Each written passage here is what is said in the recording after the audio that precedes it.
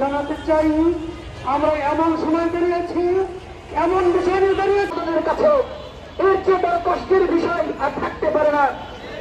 আজ যদি দ্রুত ব্যান করার ব্যবস্থা করে দিতে হবে, যতদিন পর্যন্ত এই দাবি। আপনারা নিজেদেরকে নেতা দাবি করেন, নেতৃত্বে আসতে চান, কিন্তু দেশকে ষড়যন্ত্র করেন। সকলের সহযোগিতা তখনই পাবেন যখন আপনার ভিতরে দেশপ্রেম থাকবে। এবং দিল্লির দাদাদের আপনি একজন চক্রান্তকারী, সুতরাং আপনার বিচারে আপনার সর্বোচ্চ প্রথম পরিচয় হচ্ছে আপনি দেশদ্রোহী। আপনি দেশকে নিয়ে সংস্থাপনের দেশ, এই দেশ লক্ষ কোটি ওলামার দেশ, এই দেশ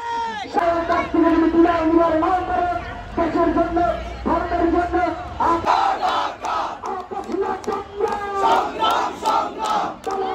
হত্যা করা হয়েছে, যেটা এই স্বাধীন দেশের আদালত অদৃষ্ট দেখিয়েছে। তারা আমাদের পতাকাকে অবমাননা করেছে। কোনোভাবেই সরাসরি প্রকাশ্য দিবালোকে একজন নিরপরাধ মানুষকে হত্যা করতে